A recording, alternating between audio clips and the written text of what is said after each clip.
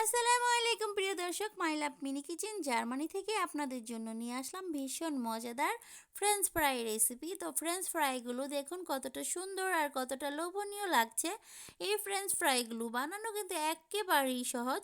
আপনারা যদি একবার এই রেসিপিটা না টেনে দেখেন তাহলেই বুঝতে পারবেন কতটাই সহজ এই ফ্রেঞ্চ ফ্রাইগুলো বানানো।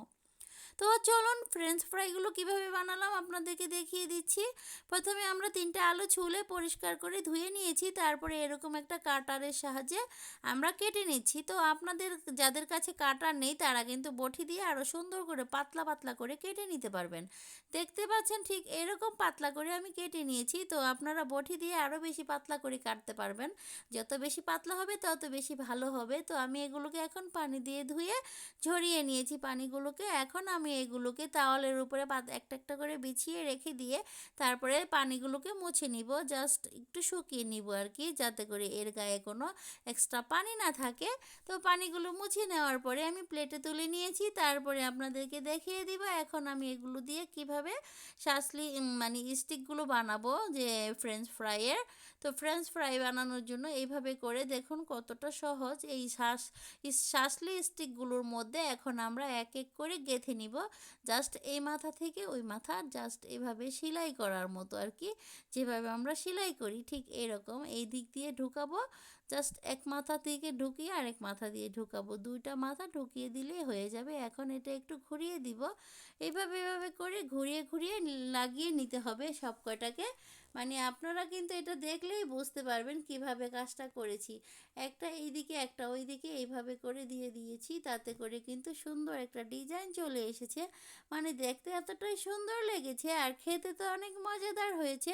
আর এই যে আলুগুলো, এখন কিন্তু আমি এই অবস্থাতে কোনো রকমের লবণ ইউজ করিনি, কারণ আলু কিন্তু যদি আগে লবণ দেওয়া হয় তাহলে কিন্তু ভাজার সময় খুব দ্রুত সফট হয়ে যাবে, তাতে করে কিন্তু এই ডিজাইনগুলো আর ডিজাইন থাকবে না, ভেঙে যাবে।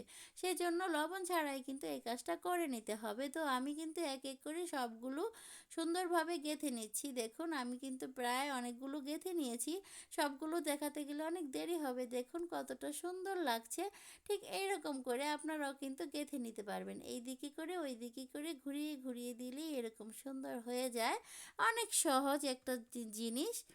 আর এখন আমরা এটাকে ক্রিস্পি করে ভাজার জন্য এই হাফ কাপ ময়দা নিয়ে নিয়েছি, আর 2 টেবিল চামচের মতো কর্নফ্লাওয়ার নিয়েছি, আর হলো বেসন নিয়েছি হাফ কাপের মতো, আর একটুখানি হলুদ গুঁড়া, একটুখানি ধনিয়া, একটুখানি জিরা, তো হাফ চামচের থেকে একটু কম হবে, আর স্বাদ মতো একটুখানি লবণ।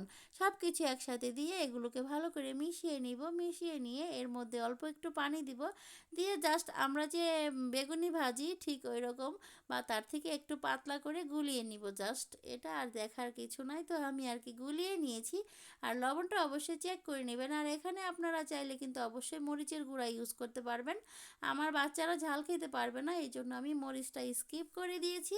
আমি এখন এই যে এভাবে করে সবগুলো এখন মেখে নিব। এই যে বেসন আর এই যে ময়দা দিয়ে যে মিশ্রণটা তৈরি করে নিয়েছি, সব কিছু এখন এভাবে আস্তে আস্তে করে ভরিয়ে দিচ্ছি, যাতে করে বাড়তি জিনিসটা এখানেই পড়ে যায়, এই জন্য অন্য জায়গাতে নেইনি। আর এভাবে করে আমি করে নিচ্ছি, আপনারা আপনাদের পছন্দ মতো যেভাবে খুশি করে নিতে পারবেন এই কাজটা।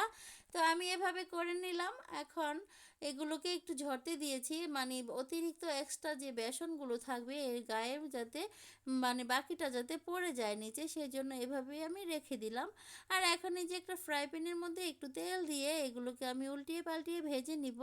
তো আমার এই ফ্রাই প্যানটা একটু বেশি ডিপ না, সেই জন্য আর কি তেলটা কম করেই দিয়েছি। আপনারা চাইলে কিন্তু এগুলোকে ডুবো তেলেও ভাজতে পারবেন, তাতে করে রেজাল্টটা আরও বেশি ভালো আসবে, খুব তাড়াতাড়ি হয়ে যাবে। তো আমি এখানে 3টা করে দিয়ে ভেজে নিব, এক একটা বেসে 3টা করে দিয়ে আমি ভেজে নিব। এটাকে উল্টিয়ে পাল্টিয়ে ভেজে নিব গোল্ডেন কালার করে, যতক্ষণ না ক্রিস্পি হয়ে আসছে। তো এইগুলো কিন্তু ভাজতে বেশি একটা সময় লাগেনি, আমার 4 থেকে 5 মিনিট সময় লেগেছিল।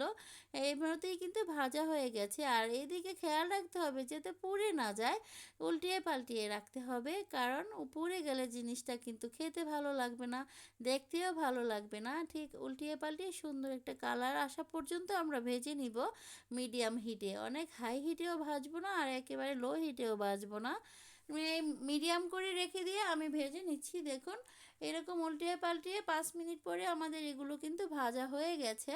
তো এইভাবে করে আমি কিন্তু বাকিগুলোও ভেজে নিব। সবগুলো দেখাতে গেলে দেখা গেছে ভিডিওটা অনেক বড় হয়ে যাবে। আর আমি সবসময় চেষ্টা করি ভিডিও একটু ছোট করে করার। যেই সকল ভিডিওগুলো নাকি একদম মানে না দেখালেই না সেটা একটু বড় হয়ে যায়। আর এগুলো তো একেবারে সিম্পল ব্যাপার, সেজন্য মানে তাড়াতাড়ি শেষ করে দিচ্ছি। তো এই যে দেখুন এক এক করে সবগুলো ভেজে নিয়েছি। এখন আপনাদেরকে সবগুলো আমি দেখিয়ে দিচ্ছি কতটা সুন্দর লাগছে আর কতটা লোভনীয় হয়েছে এই খাবারগুলো। আপনাদের কার কার কাছে আমার এই রেসিপিটা ভালো লেগেছে? যদি রেসিপিটা ভালো লেগে থাকে অবশ্যই কিন্তু আমার চ্যানেলটাকে লাইক কমেন্ট শেয়ার করবেন এবং আমার পাশে থাকবেন। আমার পাশে যে সকল আপুরা থাকবে এবং আমি অবশ্যই কিন্তু তারা আমার ভিডিওটা দেখে ছোট করে একটা কমেন্ট করে গেলে আমি বুঝতে পারবো কারা কারা আমার পাশে রয়েছে। যে সকল আপুরা আমার পাশে থাকবে ইনশাল্লাহ আমিও কিন্তু তাদের পাশে থাকবো। এটাই আমি করব এখন থেকে। তাহলেই কিন্তু আমার সাথে যারা আছে তারাও এগিয়ে যেতে পারবে তাড়াতাড়ি, আমিও এগিয়ে যেতে পারবো তাড়াতাড়ি। আর সবাই সবার পাশে থাকলে কিন্তু এগিয়ে যেতে কোনো বাধা থাকবে না। তো সবাই ভালো থাকবেন। আল্লাহ হাফেজ।